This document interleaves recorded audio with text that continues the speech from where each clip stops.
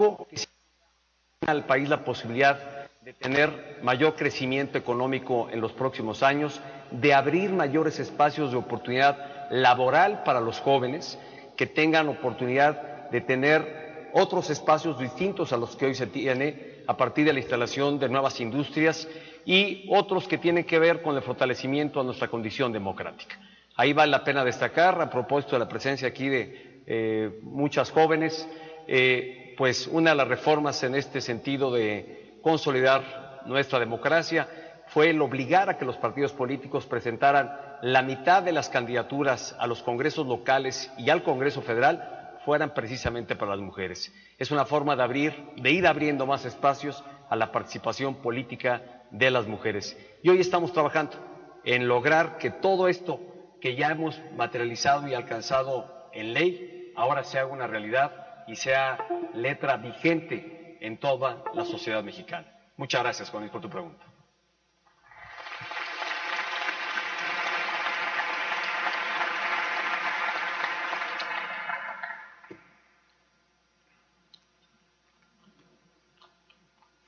Sandra Patricia Cámara Tullín, también de Campeche.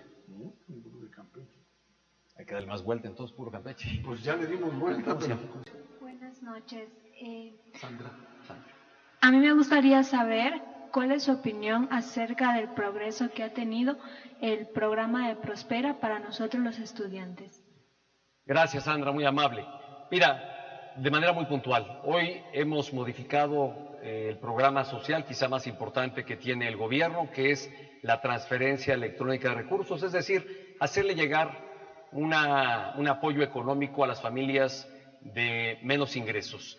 Y hoy participan de este programa Prospera 6.8 millones de familias. Es decir, el impacto realmente se extiende, si consideras a 4 miembros por familia, aproximadamente a 24 millones de mexicanos.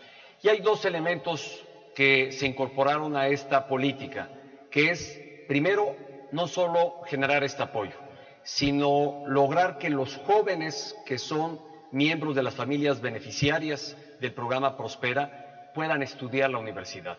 Y hoy estamos apoyando y privilegiando el que podamos otorgarle becas para estudiar la universidad a jóvenes de familias beneficiarias de Prospera. Y el otro gran logro es apoyar la realización de algún proyecto productivo con financiamiento. En pocas palabras, no solo queremos que reciban ayuda, sino más bien, o no solo darles el pescado, sino ayudarles a pescar. Y creo que esta es la forma de hacerlo, logrando que tengan mejor preparación, acceso a la educación y apoyo financiero para emprender algún proyecto productivo. Gracias, Sandra. Vas a mezclarlas con el internet. La tercera, 3 y 1. Moisés Pelcastre Hernández de Hidalgo. Moisés, aquí viene mi grupo. Buenas noches, licenciado. Bueno, mi pregunta es la siguiente. Sabemos que hay una ley para las personas con discapacidad que ya tiene que estar vigente. Yo vengo de un municipio que se llama San Agustín Tlaxcala, Hidalgo.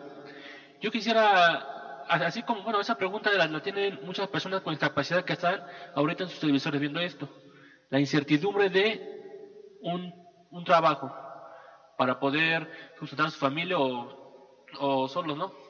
Pues yo quiero saber cuál va a ser el tiempo que va a tardar en llegar esa ley que está que un porcentaje debe de ser con personas con discapacidad, ya sea a nivel estatal o municipales. Gracias, Moisés, por tu pregunta. Yo creo que cuando hablamos de las personas con discapacidad y el esfuerzo del gobierno está orientado a un objetivo, que tengan igualdad de oportunidades, que tengan espacios de realización, de poder tener en su vida diaria condiciones normales y condiciones iguales a las que tienen todos los mexicanos. Y para eso hemos desplegado distintos esfuerzos, recursos que tienen que ver precisamente con crear infraestructura que piense precisamente en las personas con discapacidad. Por ejemplo, en el ámbito educativo se ha multiplicado por 6 el número de escuelas. Había del orden de 50, hoy hay casi 300 escuelas que están dedicadas precisamente a educar a personas con discapacidad. Yo pondría en especial relieve la norma oficial que emitimos junto con el sector privado e hicimos partícipes de ello al sector privado, que es incentivar y generar incentivos para aquellas empresas que contraten a personas con discapacidad. Y lo que muy recientemente comprometí es que esta norma que yo anuncié, recuerdo haber anunciado ahí en Los Pinos, cuando se emitió esta norma para la igualdad laboral y la no discriminación, fue muy recientemente que dije, los primeros en poner en práctica esta norma, no solo la demandemos de las empresas, que les generamos incentivos para que puedan incorporar a gente con alguna discapacidad, sino los primeros en dar ejemplo en ello debe ser el gobierno. Por eso instruí a todas las dependencias del Ejecutivo Federal para que se certifiquen en esta norma. Esta norma a lo que obliga o a lo que lleva es que esas empresas se puedan certificar precisamente al acreditar que hay personas con discapacidad incorporados a una oportunidad laboral.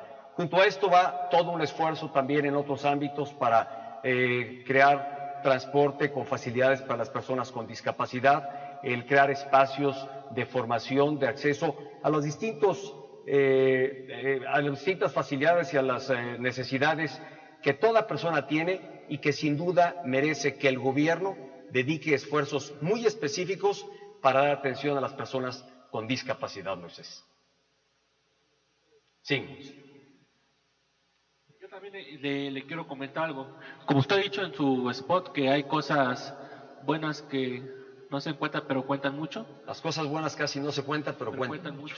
Sí, bueno, en lo personal quiero, pues decirle que igual gracias al gobierno federal, pues más que nada usted, es ahora que me siento orgulloso de decir que en el estado de Hidalgo hay una empresa que se dedica a la fábrica de sillas de ruedas, liderada por personas con discapacidad, su servidor, aquí un compañero, Marcelino, que pues igual estamos esperando la oportunidad de gobierno federal que pongan su ojo en nosotros, que sinceramente nos sentimos con la capacidad de poder ser proveedores de ustedes. En el estado de Hidalgo somos proveedores del gobierno del estado, pues ahora nuestro paso es querer ser proveedores de gobierno federal. Y más que nada quiero decirle que pues que vean que una persona con discapacidad no tiene limitaciones.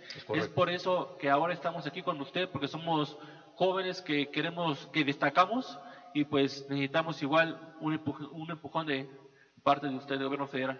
Gracias, Moisés, por tu testimonio, que sin duda ilustra el cómo los jóvenes con discapacidad, las personas, tienen oportunidad y tienen derecho a tener un espacio laboral como el que tú tienes. Muchas gracias.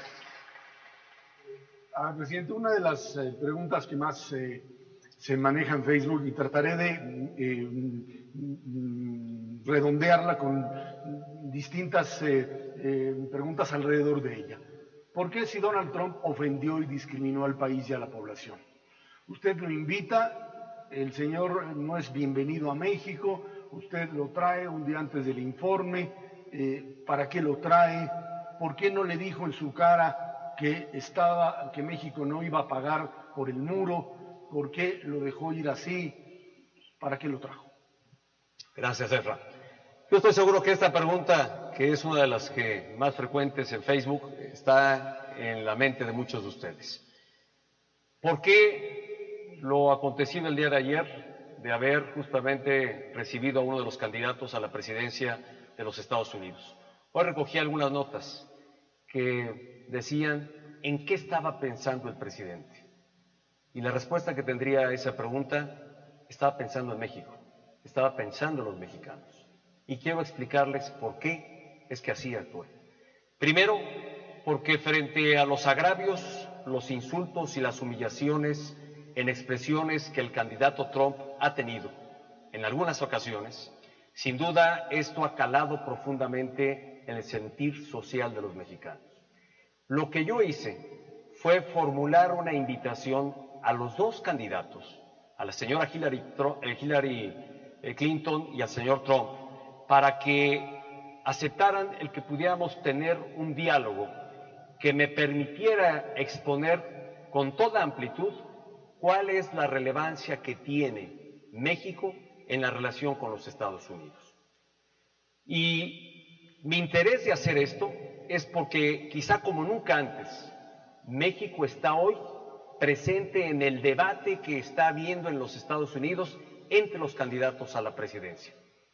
Eso sin duda ilustra la relevancia e importancia que tiene México y por qué está presente en el debate México entre los candidatos. Formulé esta invitación y de quien obtuvo una pronta respuesta fue del candidato Trump. Acepté que viniera para que dialogáramos, porque ese es el propósito, y entendiendo muy bien, porque ayer recogí la enorme indignación que había entre los mexicanos porque llegara a México después de los agravios e insultos, yo tendría que decir, frente a las posiciones que ha guardado el candidato Trump, había dos posibilidades: el enfrentarlo, encararlo y quizá llenarle de insultos iguales a los que él ha tenido, o realmente procurar un espacio de diálogo que pueda frenar o al menos hacerle ver con toda claridad cuál es la realidad de México y qué relevante es en la relación que tiene con los Estados Unidos, como importante es Estados Unidos para México. Y eso fue justamente lo que ocurrió el día de ayer. Abrimos un espacio en donde sin duda hay diferencias. Por cierto, una de las tantas, y que quiero dejar señalada con toda claridad ante lo que después él mismo en Arizona fue a decir. Yo ayer personalmente al candidato Trump le dije: México de ninguna manera pagará el muro que usted está proponiendo construir del lado de la frontera de los Estados Unidos. No hay forma de que México se preste, está en su soberanía y en su decisión, el no pagar un muro que usted está proponiendo construir en los Estados Unidos. Se lo dije de cara a cara, de frente, y evidentemente es uno de los temas que guarda diferencia o posiciona claramente una notable diferencia con México. Pero creo que ese espacio de diálogo, el primero, sin duda permitió que recogiera la relevancia que tiene México para los Estados Unidos, no solo en la relación económica, sino también en la relación en materia de seguridad, en cuidar ambos países a través de la cooperación, la seguridad en el hemisferio y particularmente en la región de América del Norte. ¿Y por qué mi interés de abrir estos espacios de diálogo? Porque sin duda en varias de las propuestas del candidato Trump hay una amenaza real para México, hay un riesgo real para México de cara a su futuro, de cara al futuro y desarrollo de nuestro país. Y por eso, como presidente de México, encaré y decidí encarar estos postulados en los que no coincidimos y que me parece que muchos de ellos claramente desconocen lo importante que es México en la relación con el país vecino de los Estados Unidos. Por eso mi decisión de procurar un espacio de diálogo. Ya lo he tenido con el candidato Trump, espero poderlo tener con la candidata Hillary Clinton, estará en la decisión que ella tome a partir de la invitación que por igual y en los mismos términos le he formulado, pero lo que es un hecho es que ante las posturas y posicionamientos del candidato Trump, que claramente representan una amenaza al futuro de México, habría que hablar, era necesario dejarles sentir y saber por qué México no acepta esas posiciones y por qué debe conocer a mayor amplitud la relevancia que guarda México en esa relación con los Estados Unidos. Hacerlo otro era más fácil, cruzarse de brazos también. Y mi decisión como presidente de México y como responsable de cuidar a los mexicanos y de cuidar a México fue encararlo y procurar un espacio de diálogo. Esa es la razón de haber procurado este encuentro con el candidato Trump y, repito, espero también poderlo tener con la candidata Clinton.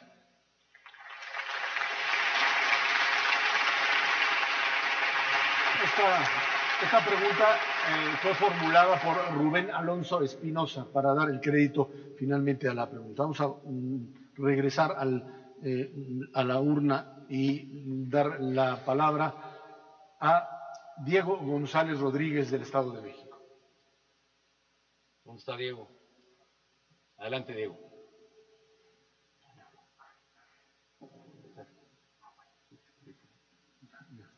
Señor presidente, nosotros los mexicanos hemos visto la caída de la popularidad de su mandato, debido a los altos índices de corrupción que ha señalado. Yo creo que el rumbo es dirigir el país y el gobierno hacia una verdadera transparencia. Creyentes en el país y su presidencialismo, ¿qué hará usted para mejorar las condiciones de credibilidad de los mexicanos en el gobierno de la República? Muchas gracias, Diego. Y bueno, lo primero que te tengo que decir es, y lo he señalado en más de una ocasión, como presidente de México, me ocupa servir a los mexicanos, dar lo mejor de mí y con toda mi pasión para lograr que México tenga mayor desarrollo y mayores oportunidades para su sociedad. Y en lograr esto, eventualmente a veces hay que tomar decisiones que no necesariamente son las más populares. Por esto también en el video dije, estoy dispuesto a subir los costos de popularidad o de impopularidad que eventualmente algunas decisiones que se tomen sean necesarias. No habré de reparar en la popularidad porque no gobierno para ella. No decidí llegar a la presidencia de la República para buscar en todo momento y a toda costa mantenerme en altos índices de popularidad.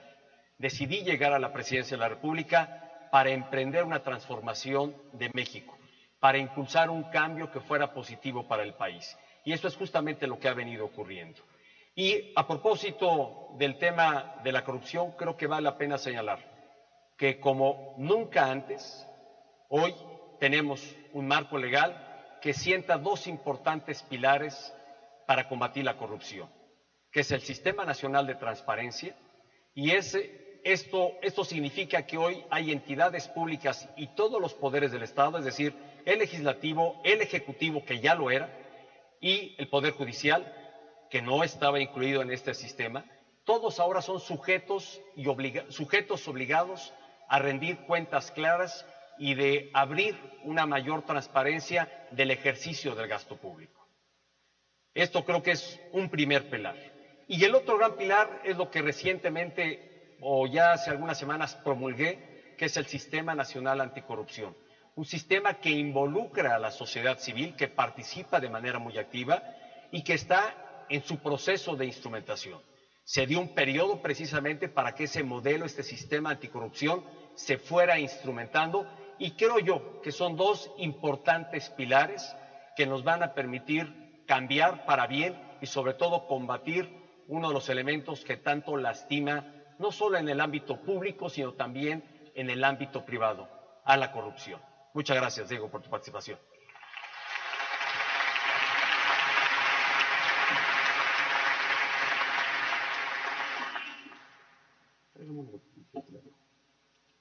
Juan Carlos Cabrera, de la Ciudad de México.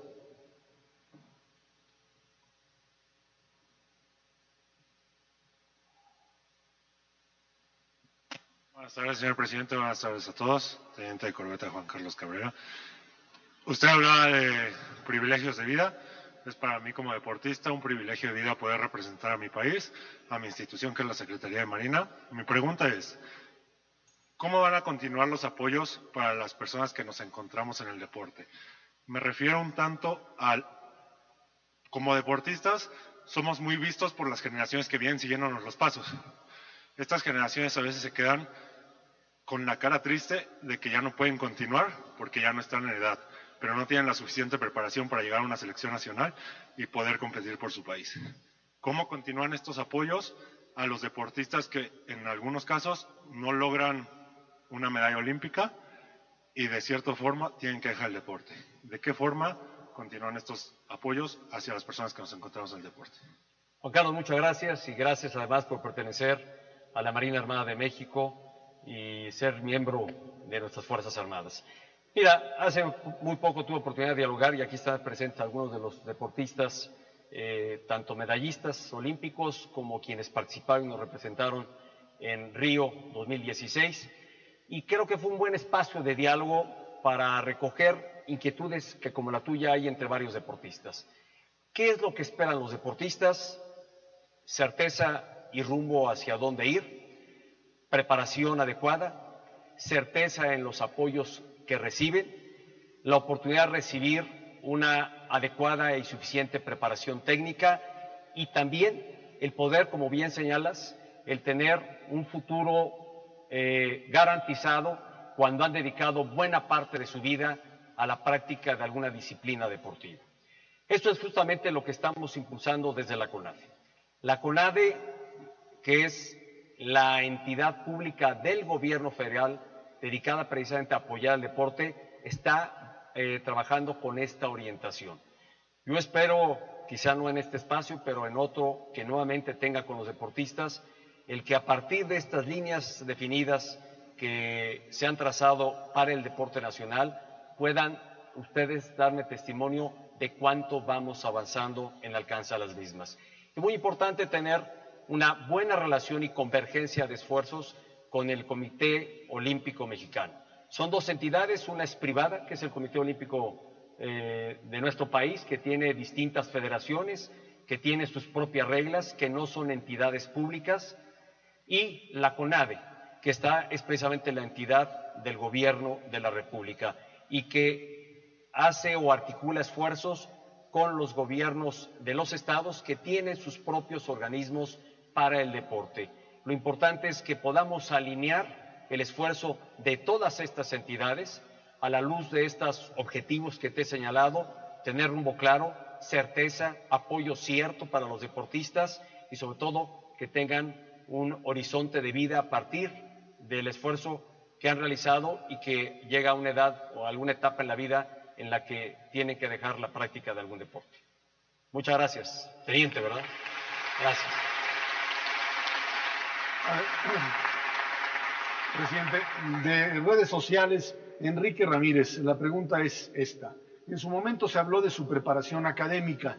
Sin duda dice eso, deja mucho de qué hablar, pero usted podría hablar de ello. ¿Cuál es su verdadera preparación y si admite el presunto plagio de su tesis? ¿Qué pasará con el futuro de la educación? Mira, lo primero que tengo que decir es que evidentemente la vida de un presidente y el presidente siempre está sujeto a un enorme escrutinio, a una revisión de casi todo lo que hace. Pero en el tema muy particular que me pregunta uno joven a través de las redes, diría, estudié yo en la escuela pública, allá en mi pueblo, Atlacomul, estudié parte de la primaria, la concluí en la ciudad de Toluca, luego realicé la preparatoria también ahí en la ciudad de Toluca, vine a la Ciudad de México a estudiar la universidad, en la Universidad Panamericana, en la cual me titulé como abogado, como licenciado en Derecho, y después fui cursando poco a poco una maestría en administración de empresas, ya en Toluca, en el Instituto Tecnológico de Estudios Superiores de Monterrey. Y sobre la nota que se publicó de que yo había plagiado mi tesis, lo único que puedo decir es lo siguiente.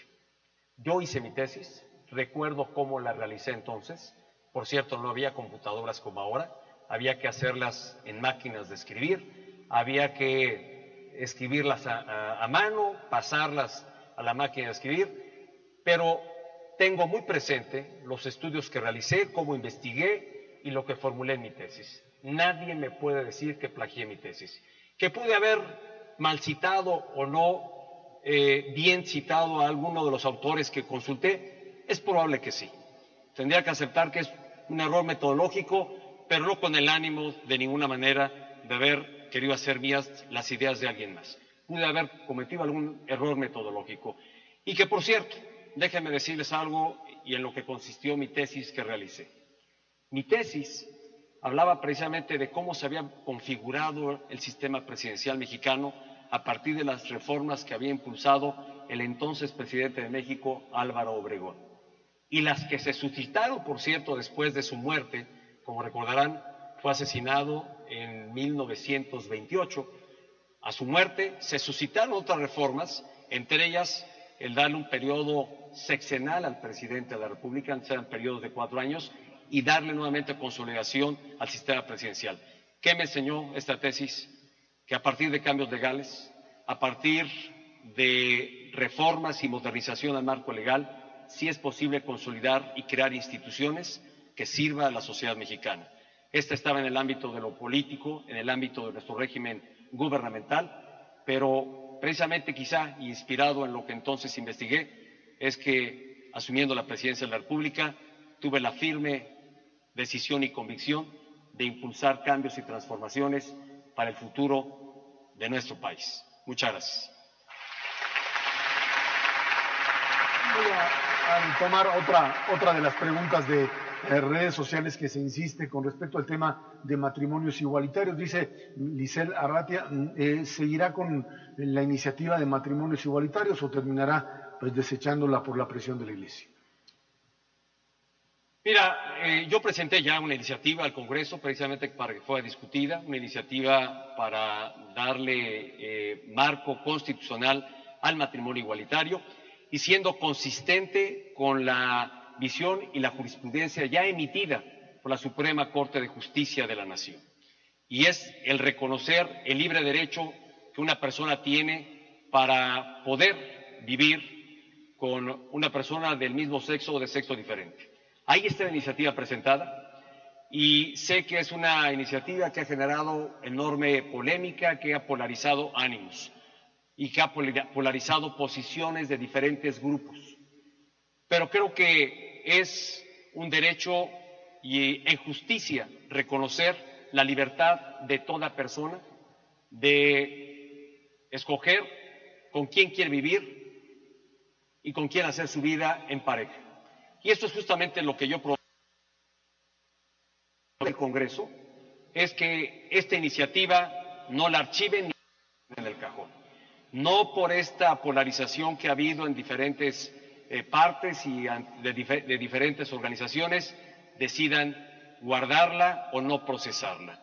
Creo que es ocasión para que se abra un debate, para que se discuta y que al final de cuentas el Congreso, que esa sería mi solicitud respetuosa al Congreso, decida procesarla y votarla a partir de la discusión que tenga el Congreso. Yo he enviado ya la iniciativa y me parece que lo que debe de ocurrir es el debido procesamiento de la misma para que se debata y, a final de cuentas, el Congreso resuelva lo que, en términos del debate, deba tener lugar. Muchas gracias.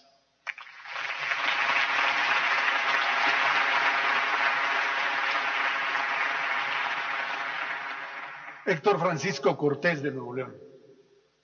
Héctor.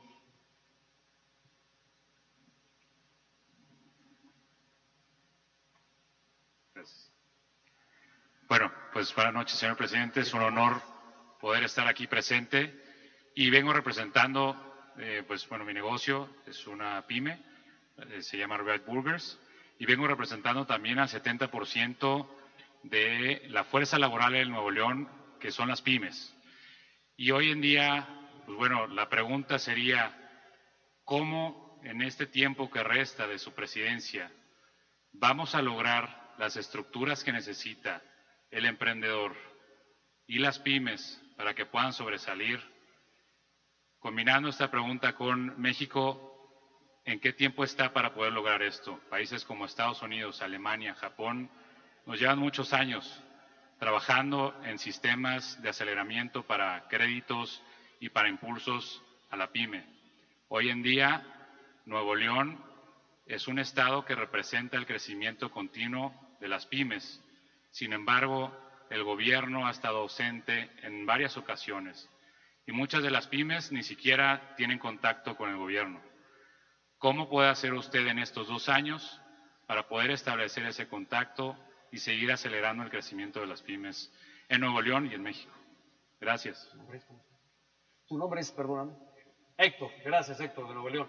Héctor, déjame decirte que yo creo que esta ha sido una de las tareas importantes y prioritarias que mi gobierno ha impulsado, que es precisamente el apoyo a las pequeñas y medianas empresas. Y ahí donde adviertas que no se tenga ese apoyo, vale la pena entrar en contacto. Hay enlaces a través de la página de Presidencia en el Internet para precisamente poder acercar a jóvenes emprendedores a que puedan tener los apoyos necesarios de parte del gobierno y puedan llevar a cabo su negocio. Y bien señalas, las pequeñas y medianas empresas, que esos son las pymes, estas pequeñas y medianas empresas son las que generan el mayor empleo en nuestro país. Es ahí donde se generan 9 de cada 10 empleos en México. Y por eso el interés superior que ha sido para este gobierno el apoyar a las pymes. Por eso al inicio de mi administración creé y formé el INADEM, que es el Instituto Nacional del Emprendedor, precisamente para que pudiera generar distintas políticas que ahí están, no entraré en mayor detalle, y una de ellas es el del financiamiento y el acompañamiento a los emprendedores para apoyarles a realizar su negocio. Hoy lo que te puedo decir es que 2 millones de jóvenes emprendedores han recibido algún tipo de apoyo, han recibido orientación, capacitación, financiamiento para echar a andar su negocio. Más de 26,000 millones de pesos se han invertido en esta tarea, siendo como apoyos en garantía para que la banca comercial pueda prestar precisamente también a las pequeñas y medianas empresas. Es parte de lo que venimos haciendo. Hay una red de emprendedores que se ha venido consolidando, y para aquellos que conozcas o aquellas personas o emprendedores que no conozcan aún los varios programas de apoyo que tienen para el emprendimiento, te pediría que se acercaran al gobierno. Ahí está esta ruta que además se armoniza, déjame decirte, con otras reformas estructurales que se han impulsado, que es la reforma financiera. Porque esta lo que tiene por propósito es el que haya una mayor competencia entre las instituciones financieras, entre los bancos, que compitan más entre ellos y que sea a partir de prestar más barato que puedan tener pues una mayor captación de clientes. Y lo que hemos logrado con esta reforma es precisamente abaratar el crédito y generar mayor competencia. Esto sin duda acompaña el esfuerzo de los emprendedores, porque creo que el elemento central, además de la orientación y la capacitación, es contar con buen financiamiento. Muchas gracias, Héctor, por tu participación. Presidente, otra de las preguntas de Facebook. Jaime González habla del tema de derechos humanos y seguridad. Dice las agendas pendientes del gobierno, el caso Nochistlán, el caso Apatzingán, la violación de derechos humanos y la imposibilidad del gobierno de dialogar con la oposición. Bueno, yo creo que en materia de derechos humanos somos un país que hemos venido avanzando en esta materia, y para el gobierno que encabezo se ha convertido en un tema de la mayor prioridad. Y es por ello que a todas las instituciones, particularmente de seguridad pública, de procuración de justicia, se han ajustado en los protocolos que llevan a cabo para realmente asegurar el que haya pleno respeto a los derechos fundamentales. Y hay que reconocer que se han presentado casos, incidentes donde ha habido exceso en el uso de la fuerza, y todos esos casos, algunos señalados en la pregunta que me hacía Ezra hace un momento, todos esos casos son investigados y corresponderá a la Procuraduría deslindar responsabilidades a partir de las investigaciones. Pero vale la pena destacar que, si bien es de reconocer que en esta asignatura de estar en favor y de procurar la defensa de los derechos humanos hay todavía camino por recorrer, es de reconocer también que como Estado y como nación hemos avanzado. Ha habido avances y vale la pena ilustrarlos a partir de 2 indicadores. Primero, el número de recomendaciones de la Comisión Nacional de los Derechos Humanos a diferentes instituciones del Estado mexicano que han disminuido, particularmente aquellas que están dirigidas a las Fuerzas Armadas y a instituciones de seguridad pública. Otro indicador importante, o más bien algo que ilustra este compromiso tan serio y firme que tenemos en favor de los derechos humanos, voy a hacer o traer a la mente o tratar de hacerle recordar un episodio. Hace algunos meses se filtró algún video donde lamentablemente un elemento de nuestras Fuerzas Armadas y uno de la Policía Federal estaban sometiendo con métodos que auténticamente estaban transgrediendo los derechos de una persona. Se filtraron, salieron a la luz pública, y en un hecho que no tiene precedente, creo yo, en nuestro país, fue el haber visto al general secretario de la Defensa Nacional frente a un gran número de elementos del Ejército Mexicano y conectado de forma simultánea con todas las zonas militares para ofrecer una disculpa pública por ese hecho, para instruir el que hubiese absoluto respeto a los derechos humanos y que el actuar de los integrantes de nuestras Fuerzas Armadas se apegara a los protocolos de respeto hacia los derechos humanos, a los derechos fundamentales. Ese hecho ilustra por sí solo el compromiso que tiene este gobierno. Y los esfuerzos que han emprendido las instituciones del Estado mexicano para asegurar que se respeten los derechos humanos, me parece que se acreditan en la apertura que México ha tenido al escrutinio internacional, a las Naciones Unidas, a la OEA, para que venga, conozca y observe cómo de manera gradual estamos avanzando en esta asignatura. Muchas gracias.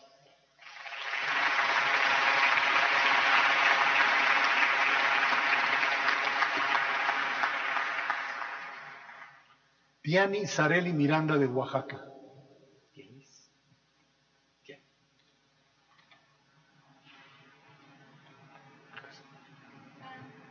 Hola, buenas noches. Diani, buenas noches. Mi pregunta es, ¿qué posible solución tiene para la problemática que está pasando en el estado de Oaxaca? Ya con el paro magisterial y los bloqueos. Gracias, Diani. Mira, lo que estamos viendo particularmente en Oaxaca y en Chiapas tiene que ver con la resistencia de la Coordinadora de Trabajadores de la Educación, que es la sección y quienes tienen allá una mayor presencia en estas dos entidades, la resistencia que hay a la reforma educativa. Una reforma que sin duda trata de evitar, o más bien rompe con uno de los grandes vicios que había en nuestro sistema educativo. El que se heredaran las plazas, el que se pudieran vender las plazas, el que se comercializara con las plazas. Y que eso había generado pues privilegios para algunos cuantos. La reforma educativa es una firme decisión que hay del gobierno en lograr que haya en la educación que reciben los niños y jóvenes del país una mayor calidad. Porque como lo expresé en el video que vimos al inicio, no hacerlo es poner en riesgo el futuro de México. Porque es estar educando para la frustración y para y no asegurar que la niñez y juventud de nuestro país el día de mañana tenga mayores oportunidades a partir de una mejor educación, la que deba de recibir. Yo espero que en estas dos entidades podamos, a partir del diálogo, regresar a las condiciones de normalidad. Lo que sí he señalado con toda puntualidad es el que no abriré espacios de diálogo con la coordinadora en estas dos entidades federativas si no antes regresamos a clases. Porque lo que no puedo aceptar como presidente de la República es que se tome auténticamente a los niños y jóvenes como rehenes para ponerlos delante de una causa y de una lucha que tiene la coordinadora. Primero, que regresen los niños a clase, garanticemos su derecho y acceso a la educación y después abriremos los espacios de diálogo necesarios para poder resolver las diferencias. Hoy hemos observado que en estas dos entidades más del 50% de las escuelas han regresado a clases. Espero que regrese la totalidad y estoy seguro que a través del diálogo podremos resolver las diferencias y las cosas regresen a la normalidad. Muchas gracias.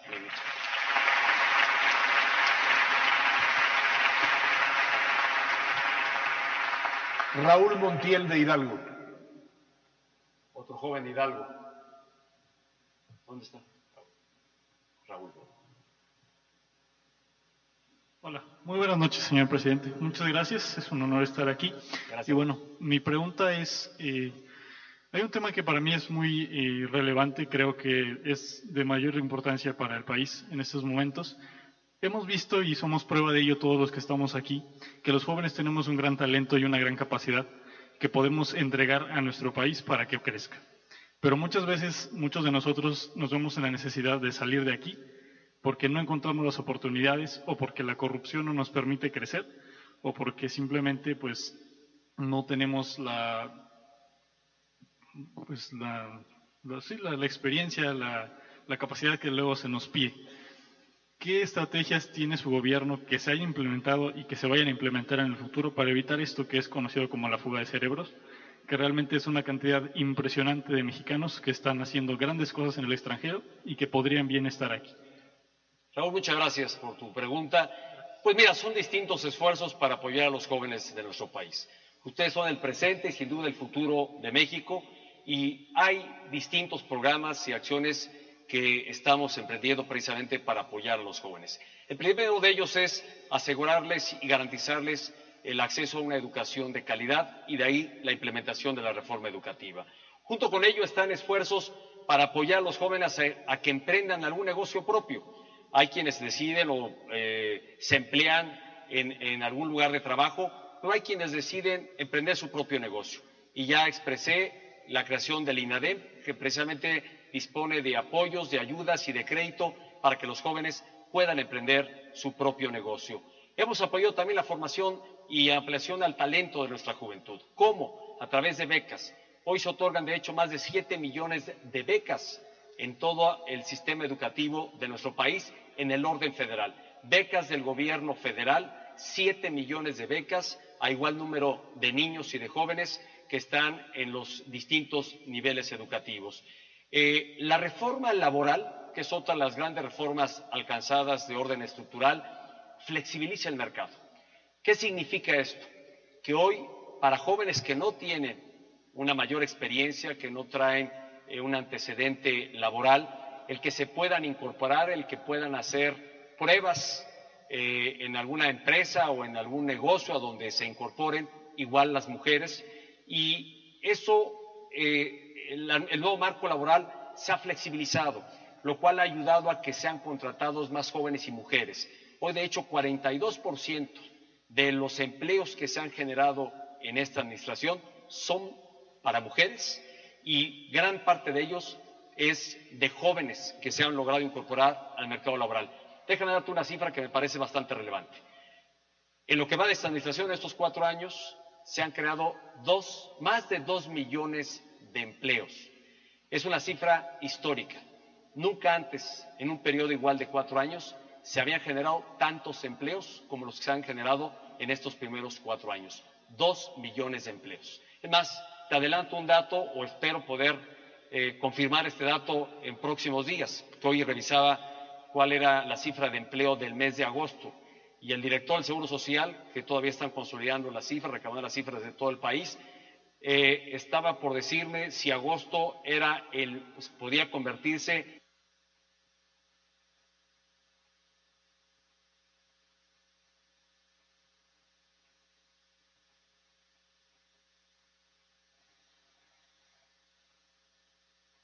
en el mes de mayor empleo de toda la historia, con más de 100,000 empleos generados en este mes.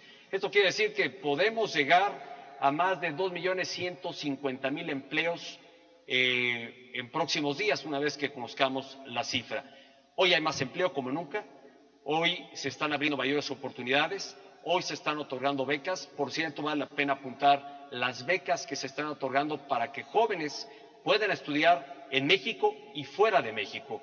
Con 2 países particularmente hemos celebrado su acuerdo y se ha incrementado de forma importante el número de jóvenes, tanto para los Estados Unidos como para el Reino Unido. Precisamente consecuencia de los viajes internacionales que hemos hecho, se lograron estos acuerdos y estamos apoyando el desarrollo de talento y preparación de la juventud mexicana. En esto solo te ilustro algunas de las varias acciones que mi gobierno tiene comprometido en apoyo a la juventud mexicana. Muchas gracias, Raúl. Presidente, May Oropesa, de estas preguntas de Facebook, ¿dónde quedaron sus compromisos firmados ante notario y toda la cosa? Dice, y se le acaba el tiempo, señor, solo han sido 60 y tantos de los más de 250 que firmó los cumplidos. Dice, no eliminen las preguntas, ahí está la pregunta. Para ser precisos, son 266 compromisos que hice en México. En todo el país firmé mis compromisos en esta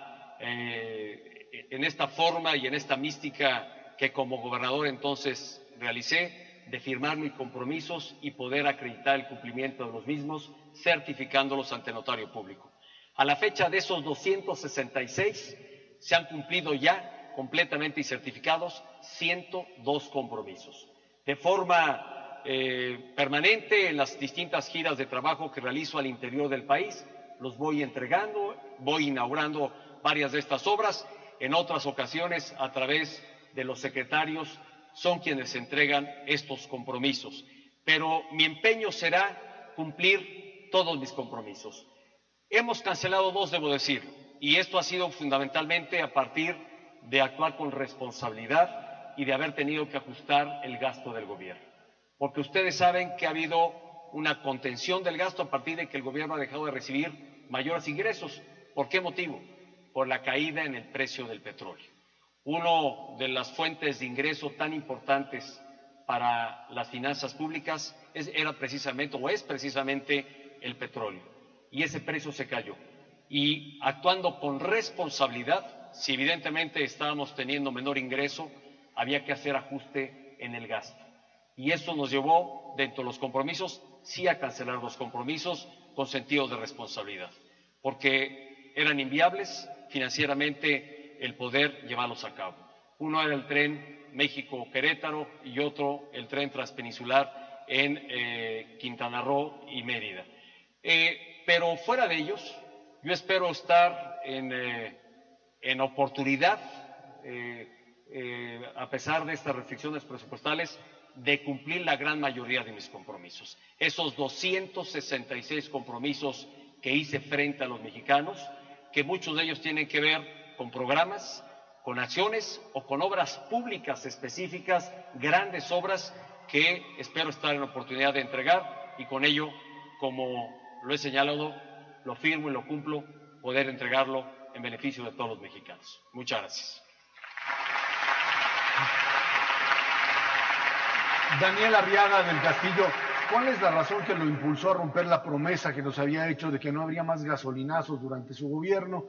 Creo que ha habido una desviación de recursos que favorecen a la clase política y que, bueno, pues obviamente no satisface, digamos, el motivo original, que era el no aumentar el precio de la gasolina. Gracias, Ezra, porque eso me deja entrar en una precisión muy puntual sobre la gasolina. Porque ha habido distorsiones a lo que realmente yo comprometí. En 2015, a inicios de año, justamente dije que se habían acabado los gasolinazos, estos incrementos que mensualmente se daban mes a mes. Y no hubo ningún incremento durante el año 2015. No hubo gasolinazos. Pero también debo decir, nunca comprometí el que no fuera a incrementarse la gasolina. Lo que sí comprometí es que habríamos de tener reducción en las tarifas de luz eléctrica, en las tarifas telefónicas, como ha ocurrido, y recientemente anunciamos reducción también en las tarifas del gas LP. ¿Por qué estas reducciones en estas tarifas? Porque la entrada en vigor de la reforma energética está permitiendo que se vaya detonando gradualmente una mayor competencia, que se pueda importar libremente y por parte de las distintas empresas lo que antes solo Pemex podía hacer, que era importar el gas. Y esta competencia nos ha permitido bajar el precio del gas LP que consumen la gran mayoría de los hogares mexicanos. En el caso de la electricidad, déjenme decirles algo. De las tarifas que había cuando inició mi administración a las tarifas que hoy se tienen, había una reducción de casi 30% en lo que hace a las tarifas comerciales e industriales. Entre el 25 y el 30% ha sido la reducción de las tarifas de luz eléctrica. Déjenme decirles que la brecha, a lo mejor me voy a extender un poco en esta explicación, pero los precios que había en México de luz eléctrica para la industria y para el comercio con respecto a la que se cobraba o se cobra en los Estados Unidos, lo cual eso nos generaba pues escenarios de competencia, aquí era casi 84% más cara. Hoy esa brecha se ha cerrado y prácticamente se pagan las mismas tarifas. De hecho, hoy la energía eléctrica en algunos estados de la Unión Americana, como California, Florida y buena parte de los estados del norte, es más cara de la que se paga en México. Y esto me lleva a decir también, porque recientemente hubo un incremento en la luz eléctrica precisamente que paga el sector, la industria y que paga el comercio. Pero también hay que decir que el 99% de los hogares en México, 99% de los hogares de todo el país no han tenido incrementos en el costo de la luz eléctrica, en sus tarifas eléctricas. Por el contrario, de cuando inició mi administración a la fecha, ha habido una reducción de casi el 10% en la tarifa eléctrica que paga el 99% de los hogares. Y me voy a regresar al tema de la gasolina. ¿Por qué no comprometí reducir la gasolina? Déjenme decirles que este es un tema que vale la pena les diga hacia dónde vamos y en qué tránsito estamos. Para quienes han tenido oportunidad de visitar otro país, ustedes se habrán dado cuenta que hay muchas gasolinerías, hay muchas más de las que tenemos hoy aquí en otro país. Ustedes se habrán dado cuenta que hay muchas gasolinerías, hay muchas más de las que tenemos hoy aquí en México. Y lo que hacia donde estamos transitando es a buscar que el precio de la gasolina se liberalice, es decir, esté sujeto a la libre competencia, como ocurre en la gran mayoría de los países. México es de los pocos países que pone un precio fijo a la gasolina. Y esto nos lleva al gobierno a veces dedicar recursos o subsidios para la gasolina, importantes inversiones. En el pasado, en el sexenio pasado, hubo años en los que dedicaron más de 300,000 millones de pesos al año para subsidiar la gasolina. Y esto es un impuesto regresivo. ¿Qué significa? Que quienes reciben ese recurso, ese subsidio, ¿a quiénes beneficia ese subsidio? A quienes tienen mayor ingreso, porque son quienes tienen vehículo propio, son quienes consumen más gasolina. De hecho, el 70% de cada peso que se subsidie, 7 centavos de cada peso, es para el sector de mayor ingreso de nuestro país, para el 30% de la población de mayor ingreso. Lo que debe ocurrir es liberalizar el precio de la gasolina, dejar que haya una libre competencia, que haya más gasolinerías. Les quiero dar otro dato. Somos un país que, por cierto, por cada persona tenemos un alto consumo de gasolina. Consumimos más de 350 litros de gasolina al año. Es una cantidad elevada a pesar de que tenemos pocas gasolinerías. Por cada millón de habitantes tenemos 90 gasolinerías. No sé si me estoy explicando, 90 gasolinerías por cada millón de habitantes. En España, por ejemplo, por cada millón de habitantes hay más de 250 gasolinerías. En Estados Unidos, por cada millón de habitantes, hay más de 400 gasolinerías. ¿Qué significa esto? Que hay mayor competencia. Y lo que debe regular el que haya un menor o mayor precio en la gasolina es la mayor competencia entre proveedores de este servicio, que esa es justamente en la ruta en la que vamos, y evitar el que tengamos que subsidiar un precio fijo a la gasolina y que esos recursos se apliquen, como hasta ahora ha venido haciendo, a los temas que son de mayor importancia y de mayor necesidad para la población.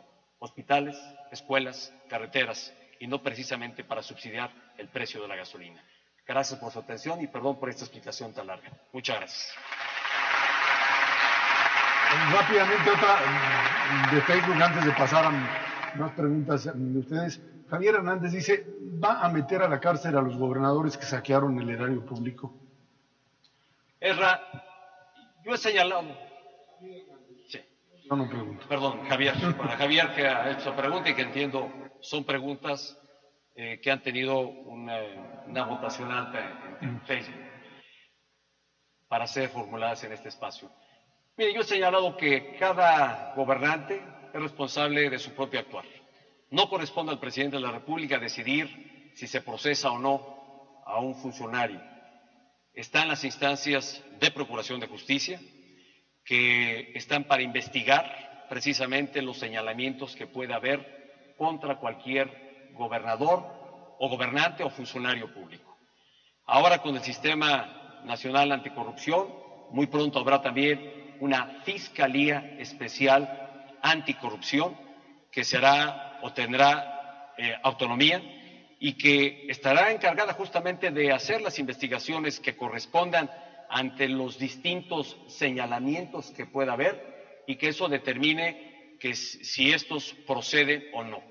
No está en el Ejecutivo el señalar si uno o tal persona es procesado, sino más bien ante tales señalamientos corresponde a las instancias de investigación llevarlas a cabo y proceder.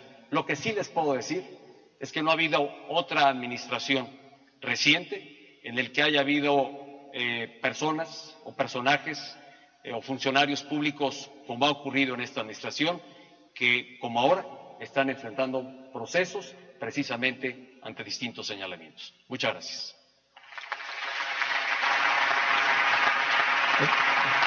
Tres más de aquí, presidente.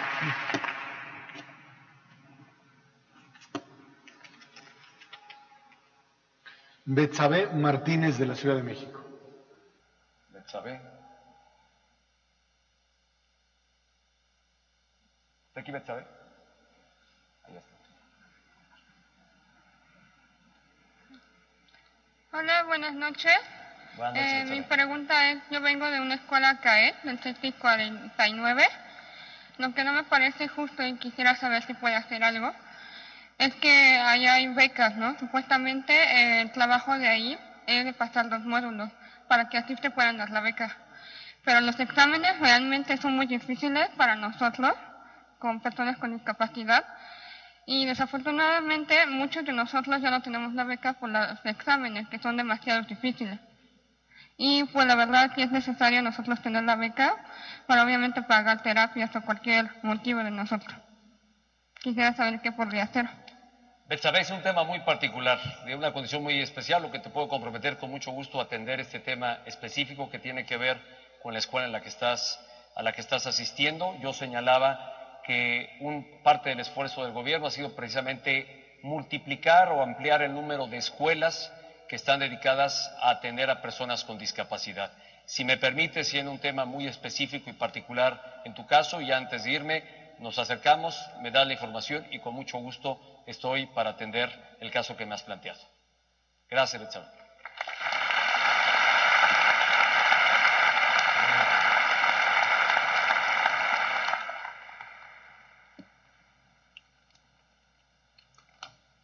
Luis Edrián Paul Garza Rodríguez, de Tamaulipas.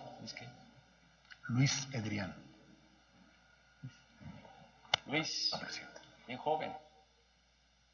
Buenas noches. Luis, buenas noches. Es un orgullo para mí estar frente a una persona tan importante aquí. Gracias, Luis. En mi asunto personal, me gusta mucho jugar fútbol. Mi desempeño en varios equipos de pequeñas colonias y hemos sido campeones y me gustaría seguir mi sueño adelante.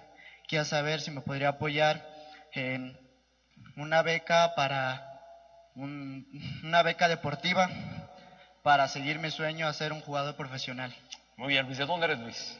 De Tamaulipas. De Tamaulipas. Ciudad Victoria. Con mucho, igual, como el caso de Betsabe, es un tema muy específico. La CONADE tiene becas, efectivamente, para jóvenes, obviamente que tienen un desempeño notable y alto, pero yo con mucho gusto veo tu caso muy particular para apoyarte. ¿Qué edad tienes? 13 años. 13 años. 14, perdón. 14 años. Sí, 14. 14 años. Oye, con mucho gusto veo lo tuyo allá para que podamos apoyarte y sobre todo siendo un jugador como nos describes que eres, destacado, pues te vayas abriendo un espacio de oportunidad para que te conviertas en un jugador profesional. Muchas gracias. Muchas gracias. Presidente, junto dos preguntas. Lorena Rodríguez y Efraín Martínez preguntan, una, ¿por qué viaja tanto siempre y lleva tanta gente que esos viajes cuestan mucho, ¿no? Y la otra es, ¿por qué no ha presentado su 3 de 3? Son dos preguntas, déjeme ir a la primera. Hay la idea que cuando el presidente viaja, pareciera que se fue realmente de viaje y de vacaciones y no es así. ¿Por qué las giras internacionales? Déjenme compartirles que en primer lugar quienes asisten son los funcionarios y muy pocos que acompañan al presidente porque con quienes se van a encontrar, que son sus contrapartes al país que visitamos, van a encontrarse con esas contrapartes o tienen participación. No llevo a gente o funcionarios solo para que me acompañen, sino porque realmente van a cumplir con una responsabilidad y un trabajo en la gira a la que eventualmente llevemos a cabo. ¿Y por qué las giras internacionales? Porque México no es un país aislado, porque México no es un país que se cierra al mundo. Podemos pensar honestamente que México, bueno, yo sí creo que no hay otro país como México, pero lo que sí es un hecho es que pues no somos el ombligo del mundo, somos un país que compite con otros países para llevar inversiones, para que la gente les conozca. Algunos suponemos que empresarios de otros países que quieren hacer inversiones en algún lugar ya conocen México o saben de México, y no necesariamente ocurre así. La mejor manera de promover a México, de que se conozca las fortalezas de México y las ventajas competitivas que tiene México, pues es ir precisamente a promover a México a otras latitudes, a otros países. Y cuando va el presidente de la República, se abre un mayor espacio precisamente para encontrarme con aquellos grupos de empresarios que están valorando dónde llevar sus inversiones. Ese es un primer propósito de las giras de trabajo. El segundo es la relación con los otros gobiernos de otros países y que esa relación genera cooperación en el desarrollo de nuestras instituciones. Por ejemplo, para la creación de la Gendarmería, contamos con apoyo y respaldo del gobierno de Francia, por ejemplo, que tiene su propia gendarmería y nos permitió este acercamiento, el que nos brindaran el apoyo y la cooperación para crear nuestra gendarmería. En estas giras de trabajo se celebran acuerdos que nos permiten abrirles oportunidades a jóvenes especialmente. Pongo un ejemplo. La gira a Reino Unido nos permitió firmar justamente un acuerdo de intercambio académico que nos ha permitido prácticamente duplicar el número de jóvenes que hoy están estudiando en el Reino Unido. Y por igual ha pasado con los Estados Unidos. Decidimos ampliar la presencia de jóvenes que tuvieran oportunidad de estudiar en los Estados Unidos en un intercambio académico o a través de becas para que estudiaran en los Estados Unidos. Son algunos de los temas que yo les comparto, son fruto precisamente de las giras de trabajo. Son fruto precisamente de estos acercamientos. Y ustedes han visto que también aquí nos visitan jefes de otros países, como nosotros, jefes de Estado, como nosotros vamos a otros países precisamente a distintos encuentros en donde además se toman decisiones de entre todos los países para emprender políticas homologadas en ciertos temas. Por ejemplo, en prácticas que tenemos distintos países homologadas para combatir, por ejemplo, el lavado de dinero. Solo me estoy poniendo ejemplos, pero ese es el propósito de las giras de trabajo. Y créanme que cuando se llevan a cabo estas giras, para el presidente, porque vale la pena que lo sepan, a veces ni oportunidad hay para ir a otro lugar que no sea el lugar donde son los encuentros. El viernes, por ejemplo, voy a ir a China, a donde se realiza el G20, que es donde se reúnen los 20 países que tienen mayor economía, las 20 economías más grandes del mundo, entre las que está México. Me voy el viernes en un viaje que dura casi 20 horas. Estoy solo 2 días allá, domingo y lunes, y el mismo lunes me regreso. Entonces, pues así son apretadas las giras de trabajo, son una necesidad de mantenernos en contacto y en relación con el resto del mundo y a través de ese contacto impulsar desarrollo, cooperación para nuestro país. Es la tarea que realizo y que llevo a cabo cuando voy a alguna gira internacional. Muchas gracias.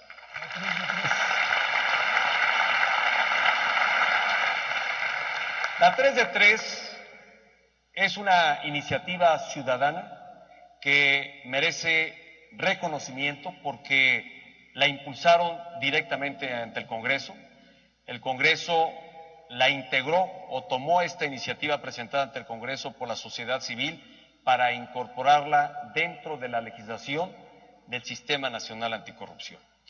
Y lo que es de esperarse a partir de esta instrumentación que ya dije se está haciendo de lo que prevé el Sistema Nacional Anticorrupción es que precisamente se defina de ese 3 de 3 cuál es la información que todo servidor público debe de hacer pública. Cuando esté esa definición, por supuesto que estaré presentando mi 3 de 3, pero vale la pena decir algo antes. Prácticamente toda mi declaración patrimonial, no obstante que no tengo obligación de hacerla pública, no en términos de la legislación que hoy tenemos, sí a partir de lo que defina un consejo de sociedad civil, de la información que deba ser pública cada funcionario. Yo desde que inició mi administración prácticamente hice pública mi declaración patrimonial, hice pública toda la información que tenía que ver con un servidor y bueno, pues solamente estaré atento a la que depare precisamente y surja del Sistema Nacional Anticorrupción y que obligue a todo funcionario a hacer pública y el contenido que deba de tener. Muchas gracias. Ya somos, presidente, ya son 20. ¿Tres más? Dos más. ¿Dos?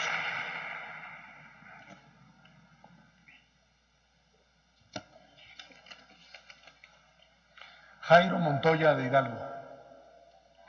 Jairo. Mira, Jairo, me estabas preguntando justamente cuando íbamos a entrar al aire y te llegó a la pregunta. Tenía que llegar. Buenas noches, señor presidente. Jairo, buenas noches. Soy Jairo Montoya, originario del estado de Hidalgo. Déjele el micrófono porque usted, suéltelo. No se lo va a llevar. Tengo cara, pero no. No, espérate bien, Jairo, para que te escuche. Sí, claro que sí. Hablo como persona con discapacidad, como estudiante, como deportista, como mexicano, como joven. A mí me interesan muchos aspectos, pero bueno, todo viene a un punto en particular. En educación se encuentra la reforma educativa, que es muy importante, por supuesto. Como deportista me interesa mucho lo que está realizando CONADE y la posibilidad de crear una Secretaría del Deporte para mayor enfoque en ello, para proteger los derechos de los atletas. Encaminar lo que es educación y deporte me parecen herramientas fundamentales para erradicar bastantes problemas que hoy la juventud enfrenta allá afuera, alejarlos de todo ello. Pero todo recae en los recursos, en los apoyos. En todo ello, en lo que estamos siendo a veces dependientes, en este caso ahora, principalmente del petróleo, ¿qué es lo que le apuesta a México ahora? Porque no podemos detenernos solamente en un ingreso de esa manera. ¿A qué le va a apostar México? ¿A qué le vamos a apostar, en este caso, a nuestra juventud, que es muy importante y que enhorabuena se está haciendo? Jairo, muchas gracias. Te agradezco mucho. Efectivamente, a ver, vale la pena decirte que el ingreso del petróleo es importante, que evidentemente estando sujeto a un precio en el mercado internacional, pues de eso depende que tengas menor o mayor ingreso en las finanzas públicas. Lo que hemos impulsado es una reforma, pues no muy popular, que fue la reforma fiscal. Que la reforma fiscal vale la pena además decir que fue una reforma para cobrar mayores impuestos a quienes mayores ingresos tenían. No fue una reforma general, sino particularmente se enfocó a cobrar un mayor impuesto a quienes mayores ingresos tienen. Y eso le ha permitido, sí, efectivamente al gobierno tener un mayor ingreso y una menor dependencia de los ingresos del petróleo. Y hoy está ocurriendo. De hecho, apenas nos ha permitido medianamente, en parte, compensar la caída del ingreso petrolero con una mayor recaudación. Creo que allá hay un esfuerzo importante. Lo que sí he comprometido es que no voy a incorporar nuevos impuestos y en consecuencia, pues obviamente sí estamos en esta parte sujetos a cómo se comporta el precio del petróleo en la parte en la que dependemos del ingreso petrolero. Pero también está la reforma energética, que nos va a permitir producir más. Hay que decir que la plataforma de producción, es decir, cuánto petróleo producimos como país, se ha caído. Y el precio del petróleo también se ha caído. Hoy, lamentablemente, por razones externas, el precio es más bajo, como no lo había estado pues, prácticamente en muchos años. Y nuestra plataforma de producción se cayó. Se cayó porque se agotaron ciertos pozos importantes o yacimientos petroleros que estuvimos explotando por muchos años. Hoy necesitamos encontrar nuevos yacimientos. Y los que eran fáciles, ¿cuáles son los yacimientos? Pues antes era en tierra continental, en aguas someras, es decir, aguas no muy profundas, y prácticamente esos yacimientos, pues ya no los acabamos, o ya pues porque el recurso es un recurso finito, el petróleo. ¿Cómo entrar a aguas profundas donde estimamos hay una gran cantidad de petróleo? Pues solamente con la participación del sector privado. ¿Y por qué con el sector privado? Porque lo otro nos llevaría a que como país nos endeudáramos más. Ya aprobamos esta ruta. En el pasado alguna vez nos endeudamos, nos sobreendeudamos precisamente para invertir y explotar el petróleo. Y bueno, lo que derivó después de esto, se cayeron los precios del petróleo, nos habíamos endeudado y tuvimos una crisis económica. La reforma energética lo que plantea es que haya asociaciones que al sector privado pueda invertir, pueda hacer importantes inversiones, que es lo que va a ocurrir en los próximos años, y podamos extraer más petróleo de aguas profundas. Mi administración difícilmente verá un solo barril de esas aguas profundas, porque toma por lo menos de 5 a 6 años y quizá a veces un poco más extraer el primer barril del petróleo. Pero elevar la producción, yo espero que los precios del petróleo mejoren y este crecimiento que hemos tenido en la recaudación sin duda le da o lo habrá de dar un mayor fortalecimiento a la capacidad del Estado, a sus finanzas públicas, que además eficientemente empleadas podremos seguir apoyando y respaldando acciones como la que tú demandas, que es apoyar al deporte y los programas de apoyo a personas con discapacidad y educación. Muchas gracias, Jairo, muy amable, gracias. Sí, es que sin darnos cuenta ya nos extendimos más allá de lo que originalmente habíamos platicado. Aquí vamos a estar 1 hora y yo les agradezco la gran atención y disposición de todas y de todos ustedes de estar hoy en este encuentro. Es muy probable, perdóname, nada más, es muy probable que varios tengan muchas otras preguntas que hacer. Vamos a hacer 2 más, si me lo permiten, guardado el orden que hemos señalado, y solo porque este joven se levantó, pero no podemos hacer para no hacerla, pero ahorita la hacemos con mucho gusto. Manuel Arce, de Guerrero. Emanuel. ¿Dónde está Emanuel? Médico. Hola. Buenas noches, me siento muy honrado de estar aquí, de haberme hecho la invitación. Y bueno, yo quisiera preguntar algunas cosas. A mí me aterra el hecho de no saber, cuando yo terminé de estudiar, estoy estudiando pediatría, vengo de una institución reconocida, no tener la certeza de dónde voy a trabajar o dónde van a trabajar mis compañeros. Quisiera saber qué está haciendo el gobierno federal para darnos trabajo a los médicos o al personal de salud. Y bueno, sé que han abierto muchos hospitales y eso está muy bien, pero nosotros ¿cómo podemos hacer para entrar o acceder a una plaza? Porque es sumamente difícil obtener un trabajo. Gracias. Gracias, Emanuel, muy amable.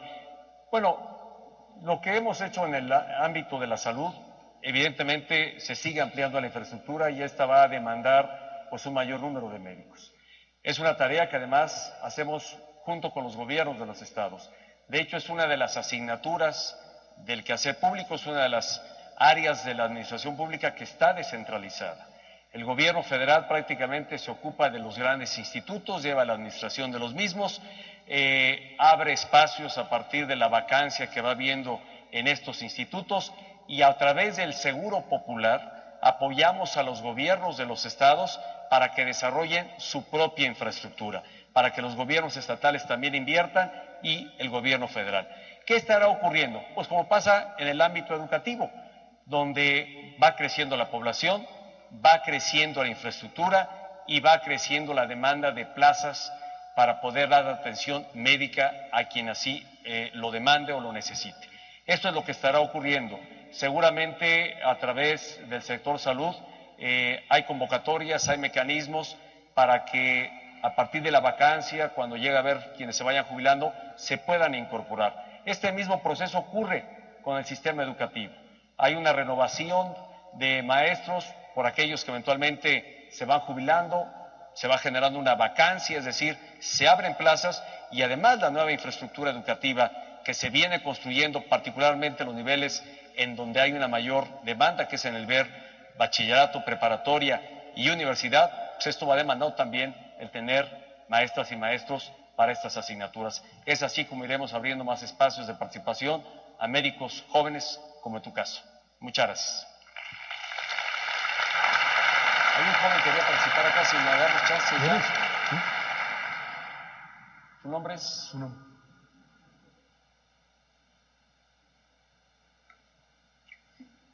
Está bien. Sí. ¿Qué tal? José Ramón. Primero una disculpa a todos los jóvenes que, igual que yo, merecen el mismo respeto para decir sus preguntas y espero que no sea una falta de respeto haberme parado como lo hice. Pero sí me gustaría mencionar un poco de las inquietudes que tengo yo. Este es el 4º informe de gobierno, llevamos 2/3 partes de este sexenio y la credibilidad, la popularidad de la administración es bajísima, es increíblemente baja. Pareciera que no podríamos molestarnos más o creer menos, pero semana con semana nos sorprendemos de que lo logramos. Pues puede tener repercusiones. Tal vez entiendo este argumento que ya nos mencionó, en donde tal vez coincido en que la administración del gobierno federal no está aquí para ser popular, no está para caerles bien, pero coincidiría completamente si viéramos los resultados. Y me parece que una gran población aún no ve los resultados que quisiera ver. No vemos, no lo vemos desmintiendo al candidato Trump en cuanto a lo que se dicen. No vemos el Sistema Nacional Anticorrupción. No vemos una rendición de cuentas satisfactoria tanto en conflicto de intereses como en conflicto de académicos, no sé cómo decirlo.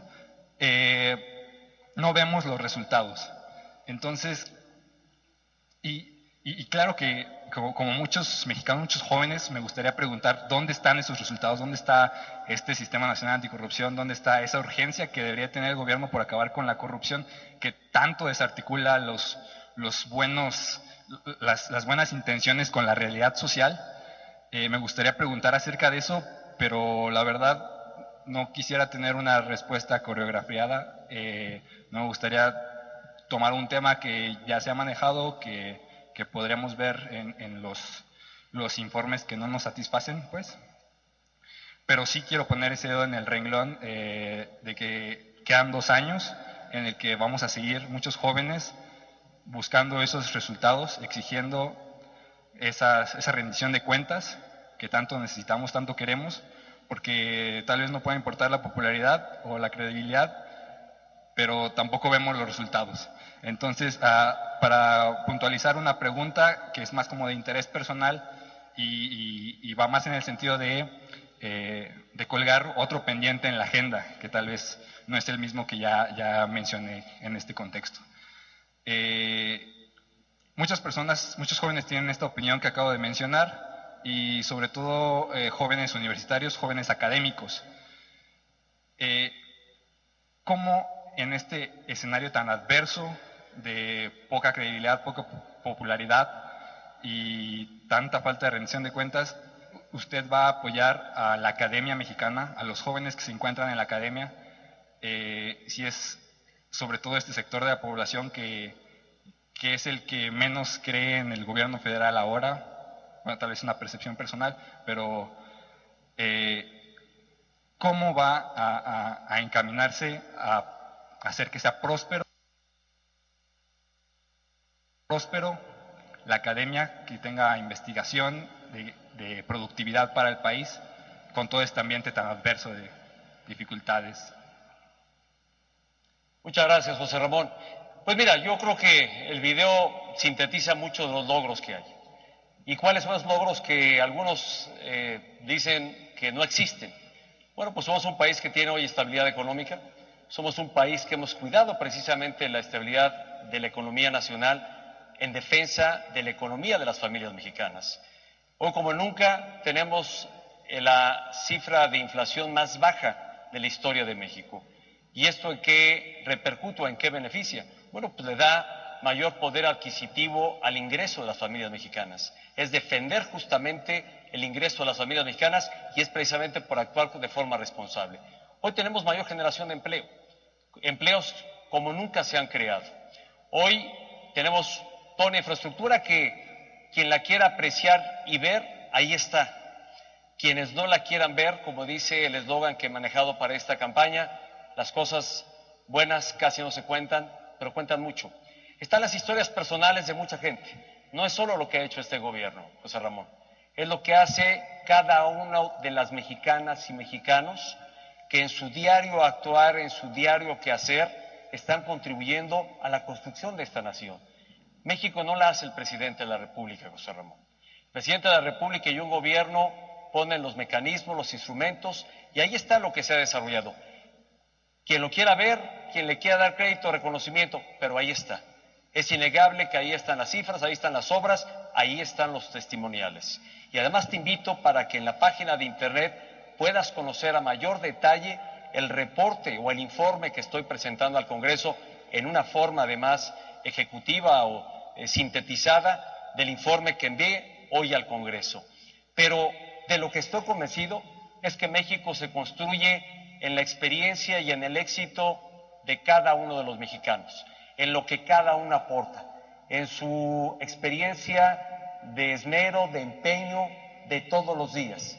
Todos hacemos patria todos los días, todos vamos construyendo a México, lo vamos haciendo entre todos. Vivimos, afortunadamente, en un país democrático, en un país donde caben todas las expresiones y todas las posiciones, y en donde mi gobierno, particularmente José Ramón, ha sido respetuoso de quienes le apoyan y de quienes no están a favor del gobierno, de quienes son críticos y de quienes simpatizan con el gobierno.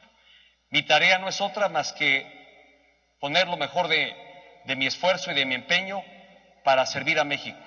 Créeme, y como lo dije antes de iniciar, no me escucharon quienes nos están siguiendo, es un privilegio ser presidente. Sí me escucharon los jóvenes porque alguno de ustedes me preguntó cómo me sentía siendo presidente. Es un privilegio ser presidente.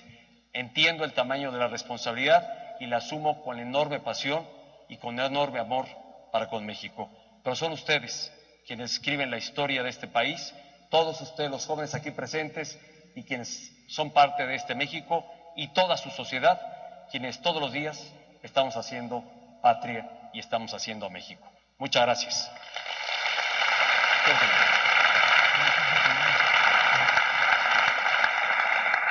Permítame, finalmente, sé que varios tienen preguntas, yo les había dicho hace un momento que tendría oportunidad de responder, pero solo son sus nombres, no son preguntas y quizá haya muchas otras más. Yo les quiero pedir la comprensión porque el espacio de tiempo que habíamos dedicado, de hecho ya lo agotamos hace ya bastante rato, ya nos fuimos un poco más allá de ello. Pero sí me lleva esto a decirles lo siguiente, no será este el último ejercicio que haga de acercamiento con la juventud y con otros sectores de la sociedad.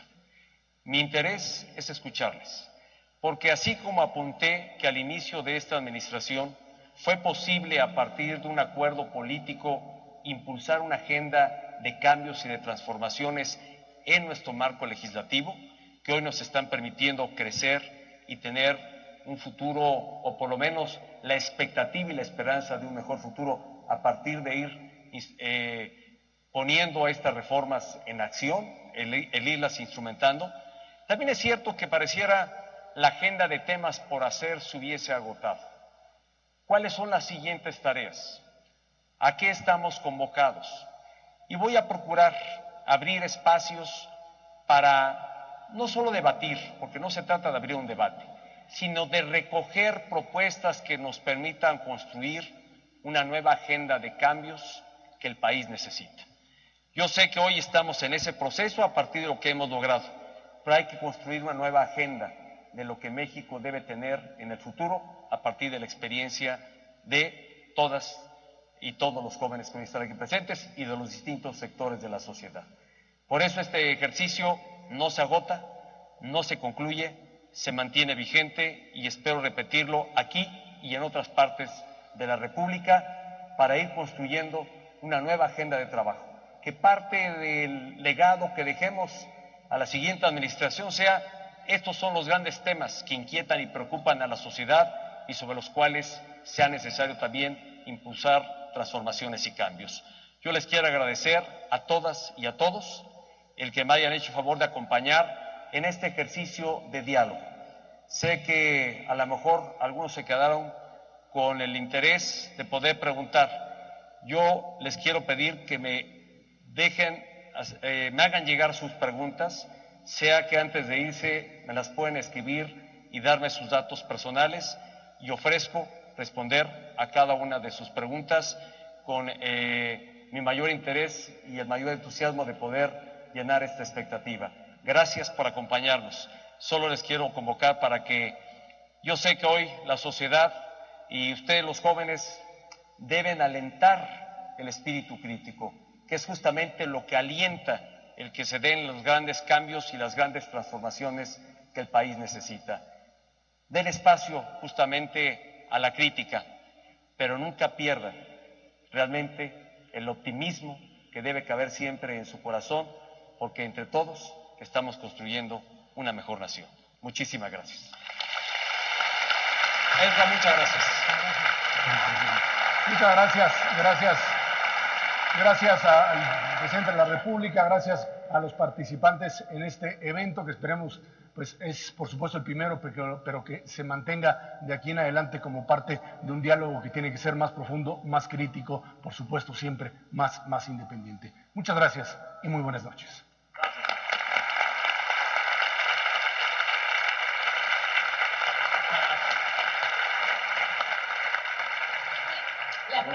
Muchas gracias. Muchas gracias. Muchas gracias.